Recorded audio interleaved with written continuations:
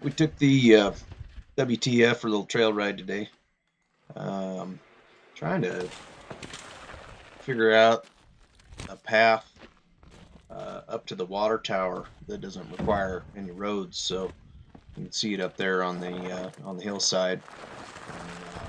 That's where we're aiming to go, but I haven't looked at any of the trails or paths. I just kind of got a suspicion it might be this trail that we're going to ride today. But walked this trail once before. It's rough. It's bad. And hard elevation, big rocks. Um, Probably not normally where anybody would take a skateboard on a to do anything like this, but kind of want to take this the WTF. You know, it's not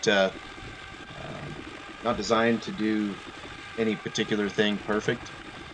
It's not the perfect race board. It's not a mountain board by any means, um, but it does have the GTA, the gravity turn assist drop spine on it, which makes it really pretty effortless to track ride.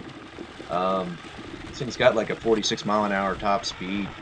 It acceleration's pretty fantastic.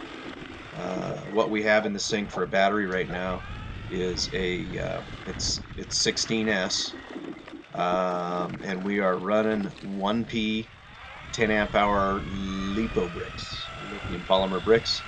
It has about, I don't know, about 670 watt hour in it.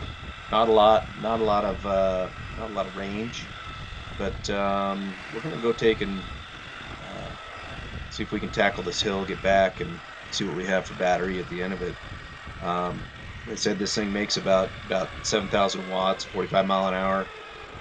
Mario took and raced this thing at AVS back in November, end of November, and he finished second with it, and did pretty good. He just didn't quite have the speed down the straightaway that Rux had. Rux had probably oh man, probably 12 or 13 miles an hour on him down the straightaway. But what is in this thing is basically it's the MLR, the MIPO MLR drivetrain. So what we're looking at is the JK16, it's a JK Fock 90B ESC paired up with the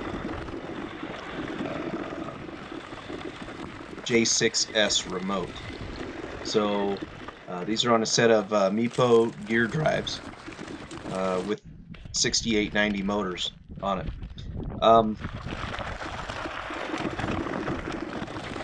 Being able to take this thing and take it straight from ABS to running on a rough terrain, uphill and downhill on a ride like this, just kind of demonstrates the versatility of what this thing's capable of, both on and off road. And we are on the same tire, the same gearing, the same steering setup that Mario rode this at ABS.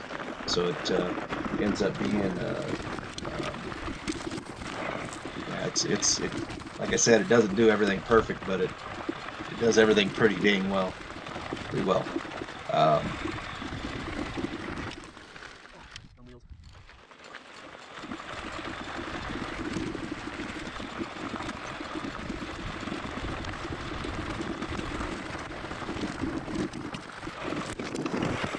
so the tire that we're running on here is an 8-inch by 3-inch pneumatic. It's tubeless, and we're running it on a 5-inch aluminum wheel. It's go-kart, but not racing kart technology. It's more of a fun kart style tire. Longevity on it, we've put quite a few sessions of intro to speed and the AVS track race. I've done a couple of off-road sessions on them. The longevity on this tire has been really good. We haven't had any punctures or any problems with them holding air or anything. They seem to hold up and do the job what they're designed to do. Of course, the off-road stuff here is not supposed to be what they're built for, but definitely a traction or a knob style would be a better choice. But that's what we're on. This is what we're doing. We have about 11 psi of pressure in them. One of the nice things about pneumatics when you're racing is being able to air them up, air them down, and kind of dial in the contact patch with the ground. When we get to messing around with go-kart race tires, I think that's going to be the next step as far as track racing goes. Is going to be playing with the 8 and 9-inch style, different durometer. Yeah, the kart world has everything covered and everything figured out as far as tires and racing goes. I believe that it may be the next step for us, because everything there is done and all the hard work's done, and they're just right. We got guys on the big tracks now pushing 70 mile an hour on the skateboards, and I feel that the tire technology needs to be in a racing kart style tire to make the best of those speeds as far as stability, grip, and construction. But pretty stoked with this little 8-inch tire and what it's doing. Like I said, it's not the best application for racing. It's not the best application for what we're doing right here, for sure. But going down the road, it's really been a nice tire for riding on, just overall.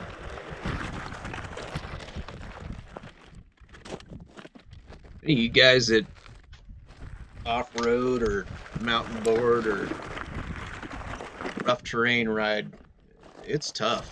It's tough on your calves. It's tough on the balls of your feet, your arches.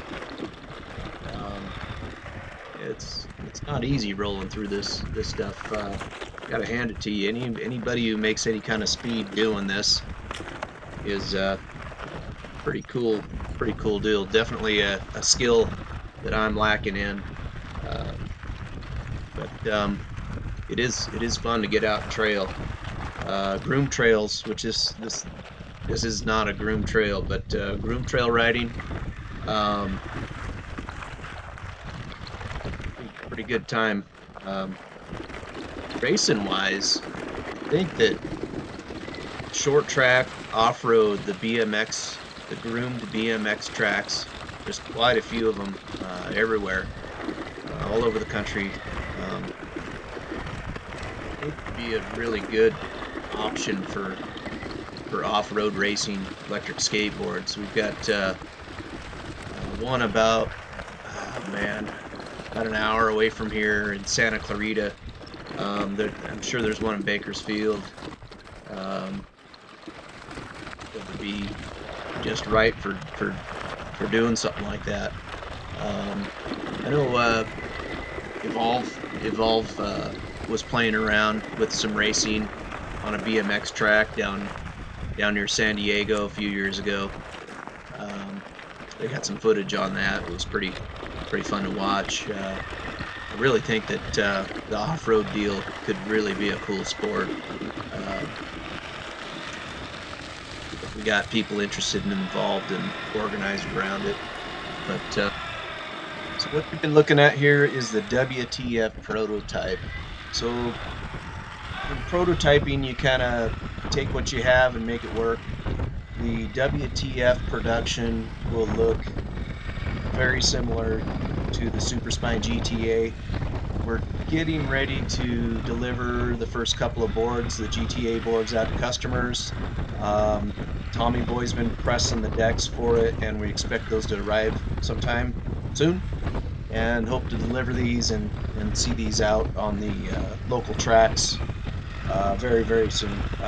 Mario has been on the Super Spine GTA prototype out giving us feedback and dialing the thing in, and we're really excited to get these out and in people's hands. So when I get those decks from Tommy Boy, we'll be taking the prototype WTF and then building the actual production deal. So we'll be releasing that and showing you what that looks like. It'll be a little different look. But what the spine does is it allows us to run grounding lugs inside the battery box and at either end where the ESCs are. And then the cable, the power cable, travels inside the 1-inch chromoly tube down the center, both fore and aft to the ESC compartments. So it ends up being a pretty clean setup and very simple setup. Just remember, if you want it done good and cheap, it's not going to be fast. If you want it done fast and good, it's not going to be cheap. If you want it done cheap and fast, it won't be very good.